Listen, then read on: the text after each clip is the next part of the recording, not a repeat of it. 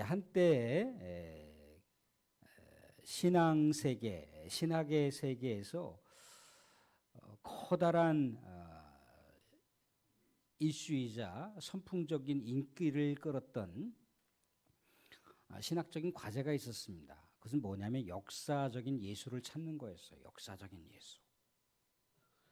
왜 역사적인 예수를 찾아야 되느냐라고 하는 이 엄청난 신학적이며 신앙적인 과제에 대해서 왜 골몰이 거론하면서 연구할 수밖에 없었느냐면, 우리가 읽고 있는 이 성경에는 역사적 예수도 물론 담겨 있지만 신화적인 예수도 담겨 있다는 거예요. 그러니까 우리가 흔히들 보면은 신화적인 요소라고 한다면 동정녀 마리아를 통해서 예수님께서 탄생하셨잖아요. 그죠? 그러니까 이성적으로나 합리적으로나 생물학적으로 도저히 이해가 안 되는 부분이잖아요. 그죠? 그런 부분이 이제 신화적인 요소 또 신앙적인 요소로다가 예수님의 진짜 역사적 예수의 그 실체가 많이 가려졌다는 거예요. 또 예수님께서 이적을 행하셨던 그 많은 그런 행위들을 보게 되면은 약간의 어떻게 보면 역사적인 사실보다도 신앙을 독려하기 위한 차원들에 대한 내용들이 많이 기록되었다는 거죠. 예수님의 부활의 사건도 마찬가지고요. 예수님께서 이러한 분이다라고 하는 명확한 역사적 예수에 대한 그 본질보다는 예수님의 어떤 신앙을 고백하는 차원의 이야기가 많이 있더라는 거죠. 예수님은 이러이러한 분이셨어요 라고 사람의 입술과 입술을 통해서 전달된 것을, 또 파편 조각의 예수님의 말씀을 기록한 성경이 역사적 예수의 실체를 얘기하는 것은 아니다 라고 그렇게 신학적인 이슈를 던진 사람들이 있었다는 겁니다. 그래서 역사적 예수를 연구를 하는데, 역사적 연구를 얘기함을 통해서 뭐예요? 이렇게 예수님의 이적 행위, 성경에 등장하고 있는 많은 믿음의 사람들의 신앙 고백, 또 신화적인 요소를 다 제거해 놓고 역사적인 예수를 찾아보려고 하니까 문제가 생기더라는 거예요. 역사적 예수의 그 명확한 역사적 예수를 찾는 것이 아니라 이 상황에 또 다른 예수의 모습이 나타나더라는 거예요. 그래서 뭐 사진에도 보게 되면 역사적 예수가 마치 이렇게 흑인의 모습으로다가 한 그 모습으로다가 역사적 예수의 연구의 한 과정을 이렇게 그려주고 있습니다. 그러다 보니까 예수라고 하는 그 신앙의 핵심 본질이 점점 파괴되고 망가지기 시작을 했다는 거예요. 결국 성경에 나와 있는 모든 내용들을 의심하면서 접근할 수밖에 없었다는 거죠. 그래서 결과론적으로 뭐냐면 역사적 예수를 복원하는 것은 너무나 어려운 작업이고, 설령 복원한다 할지라도 그것은 물론 의미가 있는 작업이긴 하지만 그렇게 많은 사람들에게 대단히 중요한 작업도 아니라고 하는 것이 많은 사람들의 이구동성의 평가였어요. 역사적 예수에 대한 이 복원에 대해서 반대를 했던 한 유명한 우리의 믿음의 선배이자 신학자가 있었는데, 키에로 케고르라고 하는 사람이 있어요. 역사적 예수를 복원하는 것이 중요한 것이 아니고 예수님과 전인격적으로 만나고 예수님을 향한 믿음을 견고하게 세우는 것, 그것이 진짜 예수를 바라보는 핵심 가치라고 하는 주장을 했습니다. 그러니까 이렇게 저렇게 여러 가지 인성적인 어떤 예수의 모습 말고 그 이외에 추가되는 요소를 다 제거해 버리게 되면 진짜 예수를 찾는 것이 아니라 예수가 아닌 것을 찾게 되더라는 거예요. 사랑하는 분들, 우리는 어떤 예수님을 믿으시나요? 우리가 성경에 나와 있는 예수님을 믿는 거죠.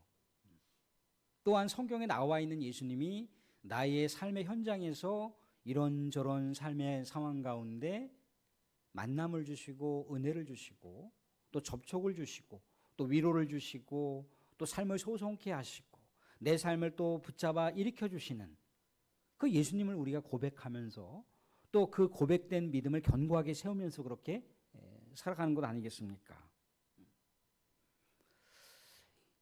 우리가 믿는 예수님은 어떤 분이십니까? 우리를 위해서 자신의 모든 것을 희생하셨어요. 모든 것을 아낌없이 부어주셨다는 겁니다.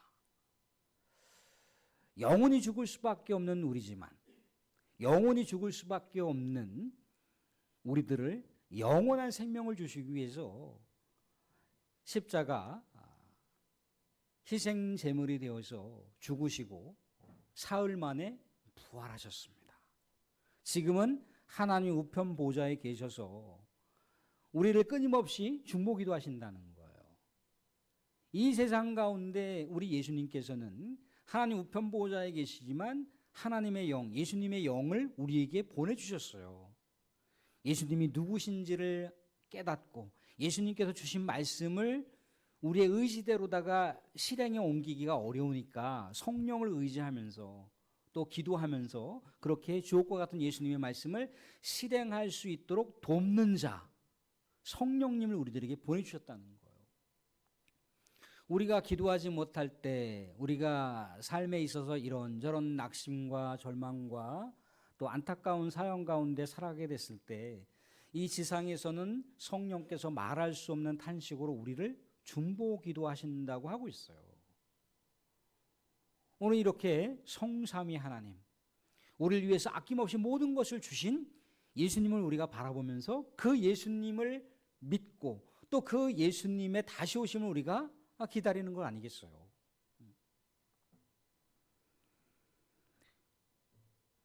근데 사랑하는 성도들, 우리는 이 살아계신 예수님, 다시 오실 예수님을 우리가 믿는다고 했을 때 그 믿음에는 항상 뭐가 포함되어 있습니까?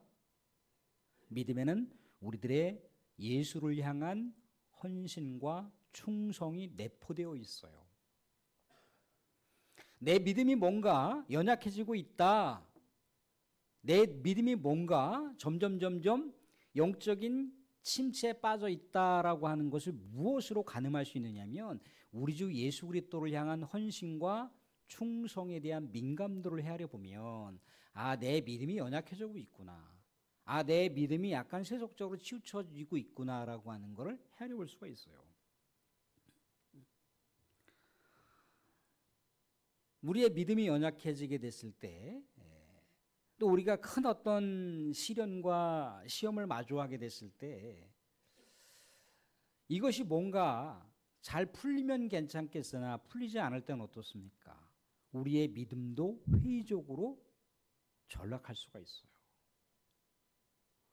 믿음 자체에 의미가 있는 것은 알지만 예수를 믿는다는 것이 도대체 나에게 어떤 힘을 주는데, 어떠한 소망을 주는데, 어떤 삶의 에너지를 주는데라고 하는 부분이 이제 회의적인 거예요. 난 적어도 예수님과 교회 앞에 충성과 헌신을 다한 것 우리 하나님께서 아시는데 왜 나에게 이런 시련을 주실까? 왜 내가 감당하지 못할 이런 난제들을 주셔서 내가 왜 이렇게 신앙의 큰 슬럼프 가운데 빠지게 하실까? 마치 하나님이 침묵하시는 것 같고 하나님의 살아계심이 나의 삶의 실존과 별로 그렇게 와닿지 않을 때가 있다는 거예요. 이때 우리는 이것을 신앙의 그로기, 신앙의 슬럼프라고 얘기를 합니다. 무엇인가 우리 주 하나님을 바라보며 또 교회 공동체를 바라보며 주께서 주신 말씀대로 살려고 그렇게 부단히 애를 썼으면 그의 의당 합당하게 하나님께서 정말 세상이 부러워할 만한 세속적인 사람들이 부러워할 만한 믿음의 진가가 발휘될 수 있도록 나에게 많은 영향을 주시든가 아니면 많은 사람들의 시선이 저 사람은 하나님의 축복을 받을 만한 사람이야 라고 그렇게 무엇인가 마음에 동요가 일어나야 되는데 그렇지 않다라는 거예요. 그럴 땐 우리 어떻게 해야 될까요? 우리는 다시 예수님께 물으셔야 됩니다. 우리 주님은 살아계신 주님 맞죠. 내가 믿는 하나님은 살아계신 하나님 맞죠. 내가 믿는 성자 예수님은 다시 오실 예수님 맞죠. 내가 이렇게 풀지 못하는 수수께끼와 같은 한치 앞도 내다보지 못하는 이 암흑과 같은 이 문제 앞에 어찌할 수 없지만 이 문제의 해결의 실마리를 갖고 계신 분이 바로 주님 맞으시죠.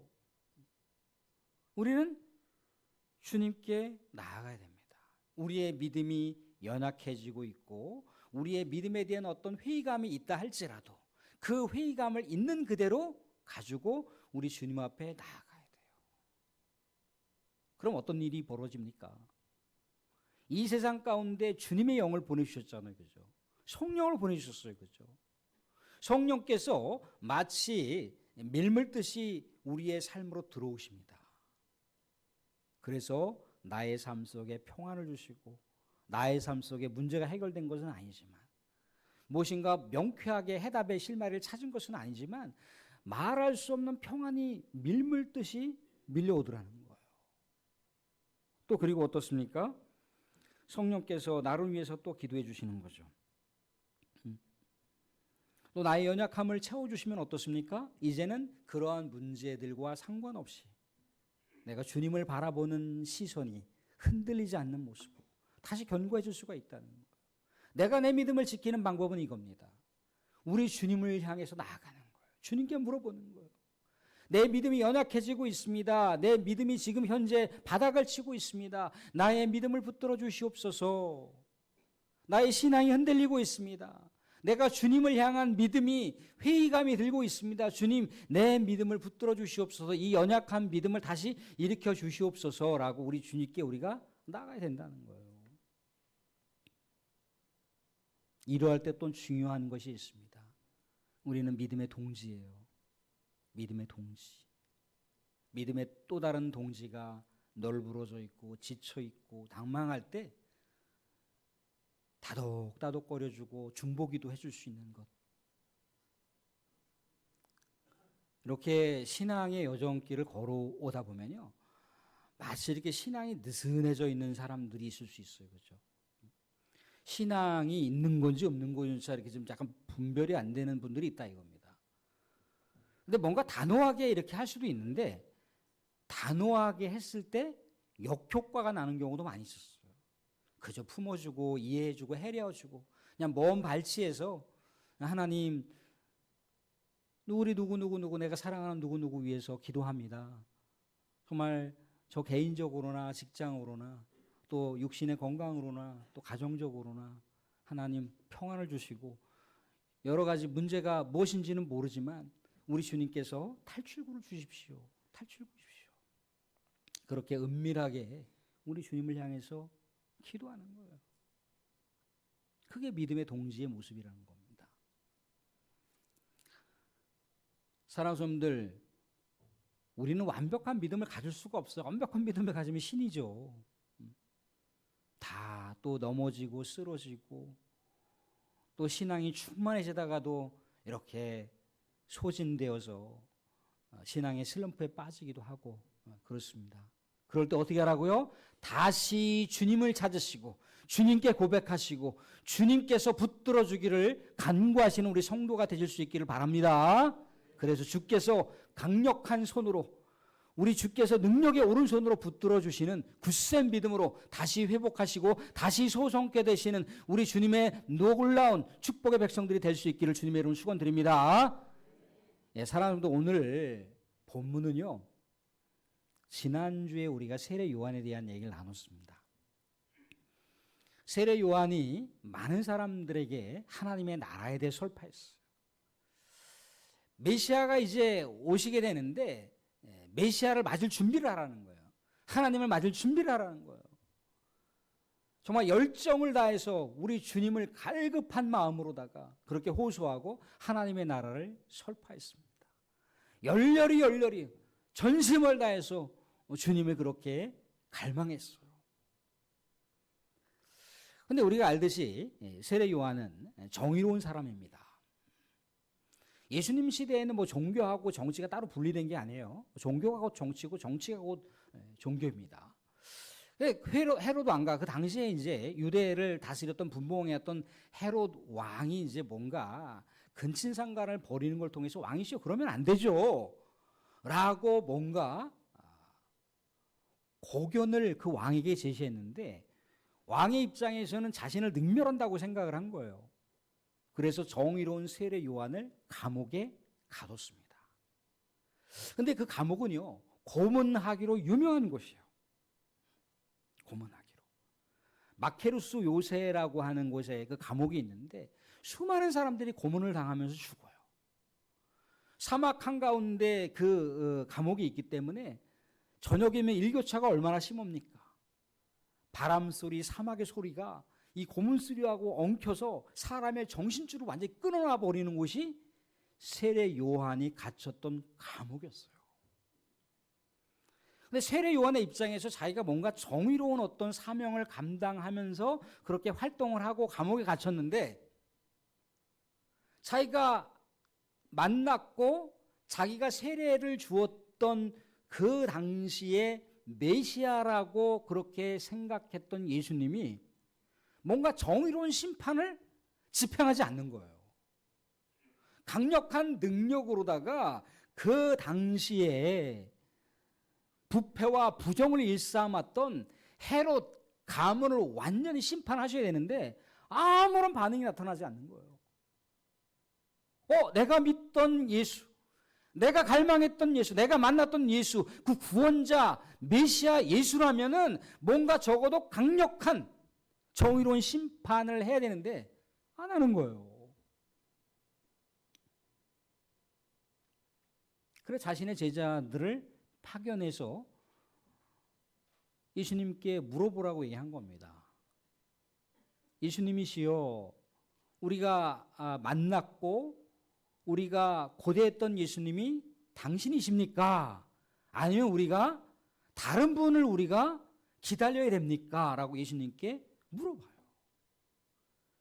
세례 요한도 예수 그리스도를 바라보는 믿음의 회의감이 들었다는 거죠.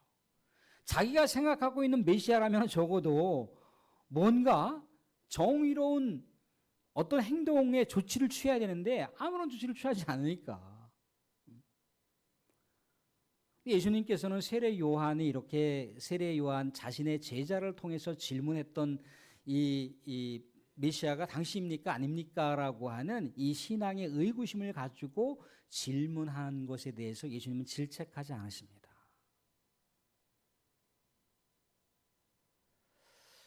사랑하는 우리도 이 세상 가운데 살아가다 보면 내 주변의 일이 정말 얽히고 설켜서 마치 실타래가 확 뭉켜져 있는, 어디서 어떻게 풀어야 될지 모르는, 계속 꼬이기만 하는 그런 일들. 왜 이렇게 내 인생엔 되는 일이 없지? 왜 이렇게 내 인생에는 우리 주님께 충성하고 봉사했는데 내 인생에는 왜 이렇지? 내 인생에는 왜 이렇게 신앙적으로 풍성함이 없을까? 신앙의 열매가 보이지 않는 것일까? 자꾸만 암담한 미래만 보이고 소망이 없는 현실적인 상황이 마치 세례 요한이 감옥에 갇혀 있는 것처럼 점점점 목을 조여옵니다. 삶에 의욕이 없어요.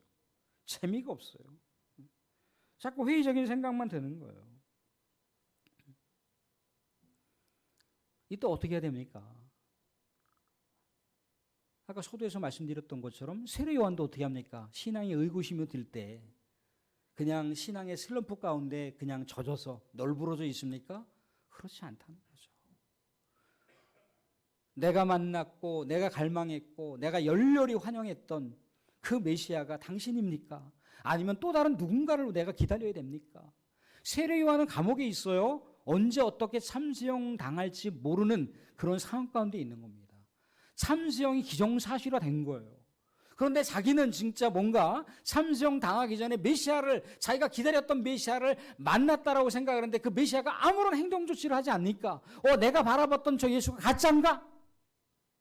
내가 믿어왔고 내가 갈망하고 내가 소망했던 저 예수가 뭔가 세상에 소망을 주는 메시아가 아닌 건 아닌가? 그런데도 불구하고 예수님을 향해서 나아간 거예요. 감옥에 갇혀 있으니 직접적으로 예수님께 갈 수는 없고 예수님의 있는 곳을 제자들이 수소문해서 찾아갔겠죠. 그래서 세례 요한의 제자들이 우리의 선생님이 감옥에서 이러한 말씀을 전하십니다 라고 했더니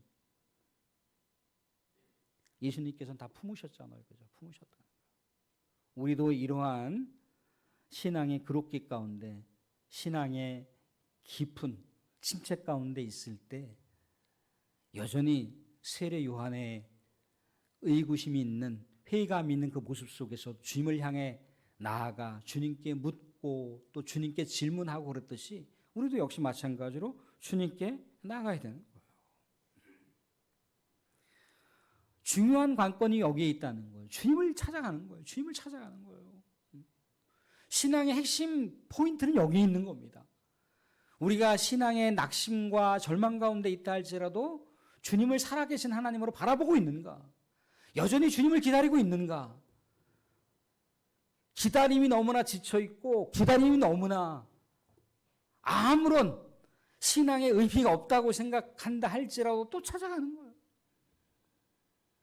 내가 사랑하는 가족들을 향해서 수십 년씩 기도를 했지만 바늘로다가 마치 그 살점을 찔렀는데 피 한 방울 안 나는 것처럼 그렇게 견고한 불신을 추구하는 우리 가족들이 있을 수 있어요. 에이 모르겠다. 저 인간 기도해봐야. 그런다 할지라도 우리는 다시 주님께 나아가야 되는 거예요. 다시 주님께 나아가야 되는 거예요. 주님께서는 얘기합니다. 세례 요한이 생각하고 있는 세례 요한이 자기의 그 렌즈로다가 자신의 그 눈으로 바라봤던 예수의 그 각도하고는 다르게 예수님께서는 이사야 선지자가 이미 예언했던 내용을 언급하시면서 눈먼 시각장애인이 눈을 뜨고 귀를 들을 수 없는 청각장애인이 소리를 들으며 신체 장애를 앓는 자가 뛰어다니는 일이 생기고 죽은 자가 살아난 일이 생기고 나병 환자가 깨끗하게 치유함 받는 일이 생기고 하나님의 나라가 심령이 가난한 자들에게 던파되어서 심령이 가난한 자의 인생이 다시금 소송케 되는 일이 나타나는 것. 이 일을 성취하는 자가 메시아인데 바로 메시아가 자신이라는 거예요. 그러면서 뭐라고 얘기하십니까? 세례 요한의 사명에 대해서 예수님께서 극찬하시는 거예요. 세례 요한의 제자들과 또 예수님을 따르는 제자들에게 예수님께서 뭐라고 얘기하십니까? 너네들이 왜 광야에 나갔더냐? 광야에 흔들리는 갈대를 보고자 갔느냐? 광야에서 고급스러운 화려한 옷을 입은 사람을 만나려고 갔던 거냐? 많은 사람들이 세례 요한을 따랐어요. 그죠?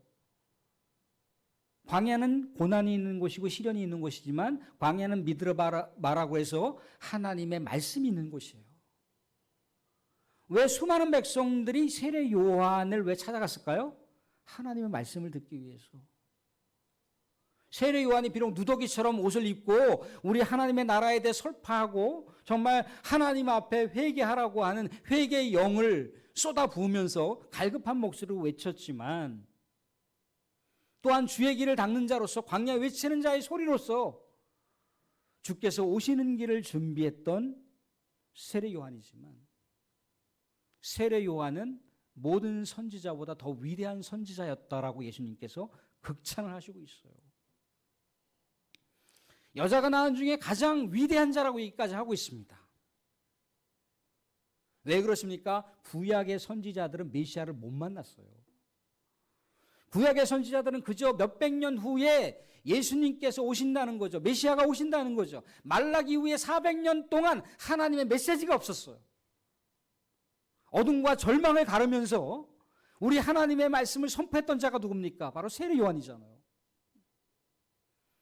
그러니까 세례 요한은 메시아를 만났습니다. 구약에 있는 모든 선지자보다 다 위대한 선지자라는 거예요. 인물의 위대함이 아니라 우리 주 예수 그리스도 메시아를 만났다라고 하는 위대한 역사를 경험했던 자이기 때문에 위대한 자였다라고 얘기를 하고 있습니다.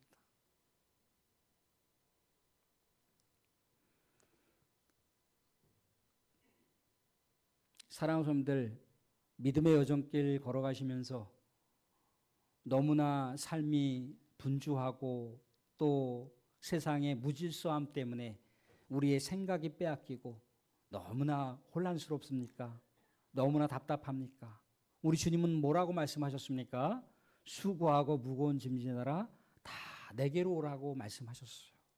내가 너희를 쉬게 하리라고 말씀하셨습니다. 우리 주님께서 두 팔 벌리시고 여러분들이 오기를 기다리신다는 거예요. 그럴 때 주님은 양팔 벌리시고 여러분들을 안아주시고 여러분들을 등을 토닥토닥거리시면서 사랑하는 아들아, 사랑하는 딸아, 힘들었지, 힘을 내자. 내가 너하고 세상 끝날 때까지 함께 한다고 하지 않았더냐. 그 약속의 말씀을 붙들고 다시 일어나렴, 다시 삶을 힘을 내렴. 그 주님은 여전히 잔잔한 사랑과 감동의 음성으로 우리들에게 다가오신다는 거예요. 사랑하는 성도들, 우리가 세례 요한보다 나은 점이 있습니다. 예수님께서 마지막 무슨 말씀을 하십니까? 마지막 오늘 주신 말씀 중에 11절 말씀을 보겠습니다. 11절 말씀에 이렇게 얘기를 하고 있습니다. 11절 말씀 같이 한번 읽어보겠습니다. 내가 진실로 너희에게 말하노니 여자가 낳은 자 중에 세례 요한보다 큰 이가 일어남이 없도다. 그러나 천국에서는 극히 작은 자라도 그보다 크니라. 세례 요한은 어떤 자였습니까? 구약과 신약을 연결하는 가교 역할을 했던 인물이지만 구약의 마지막 인물이라고 얘기를 합니다. 예수님께서 세례 요한이 갇히고 나서, 세례 요한이 감옥에 갇히고 나서 본격적으로 공생의 사역을 펼치셨어요. 그죠? 하나님의 나라를 설파하시고 하나님의 나라의 그 여러 내용 중에 일부분이었던 병자를 치료해 주시는 사건을 보여주셨고, 우리 주님의 주옥과 같은 말씀을 세상 가운데 전파하셨습니다. 세례 요한은 그 예수님과 더불어서 하나님의 나라를 경험하지 못했다는 거예요. 그런데 세례 요한 이후에 신약의 백성들은 예수님과 더불어서, 신약의 제자들은 예수님과 함께, 예수님과 더불어서 이적 사건, 하나님의 나라의 놀라운 그 광경을 삶의 현장에서 경험을 했다는 거예요. 예수님을 직접 만나고 예수님께서 전하시는 하나님의 나라를 그들의 삶의 현장 속에서 경험했다는 거예요. 신약의 백성들이 그 누구라도 세례 요한보다 놀라운 그 일을 경험했다라고 하는 얘기를 해주고 있어요. 사랑하는 여러분들, 우리가 인생의 여정길을 걸어가면서 신앙의 회의감이 들 수는 있습니다. 그런데 우리가 불신앙으로 빠져들어서는 안 된다는 거예요. 하나님은 살아계신 하나님입니다. 우리는 살아계신 예수님을 다시 기다리는 성도입니다. 우리가 알고 있는 종교개혁가 루터라고 하는 사람이 계속되는 고난 때문에 너무너무 힘들어갖고 극심한 우울증에 사로잡혀 있었어요. 헤어나오질 못하는 거예요. 그러니까 아내가 너무나 그렇게 처량한 모습에 어떻게 해야 되나 이제 기도하면서 궁리한 끝에 검정색 이제 장례식 상복을 딱 입고 마틴 루터 옆에 이렇게 있었답니다. 마틴 루터가 하는 얘기가, 여보, 뭐 우리 마을이나 당신 가족 중에, 우리 가족 중에 누가 돌아가신 분 있어요? 누가 죽은 사람 있어요? 했더니 내 가족이나 주위에 돌아가신 분은 없는데 당신을 보니까 하나님이 죽었어요. 하나님 장례식 치러야 되지 않겠습니까? 라고 하더라는 거예요. 사랑하는 사람들, 하나님이 하시면 다 돼요. 하나님이 힘쓰시면 안 되는 게 없습니다. 그 하나님은 어떤 하나님이십니까? 살아계신 하나님. 성자 하나님이신 예수님은 살아계신 하나님, 부활하신 하나님이세요. 그 부활하신 예수님 우리가 기다리는 겁니다. 사랑하는 우리의 삶의 여정길 가운데 이런저런 우리의 믿음을 갉아먹는 그런 내용들이 있습니까? 그런 내용이 있다 할지라도 불굴의 의지로 우리 주님 앞에 나가 우리 하나님 내가 이런 것 때문에 힘들어요. 이런 것 때문에 믿음이 지쳐요. 이런 것 때문에 믿음이 자꾸만 연약해지고 있습니다. 라고 주님을 향해서 우리가 나아가게 됐을 때 성령께서 우리를 붙들어 주시고 성삼위 하나님께서 우리를 붙들어 주셔서 우리가 살아계신 하나님을 우리의 삶 속에 다시금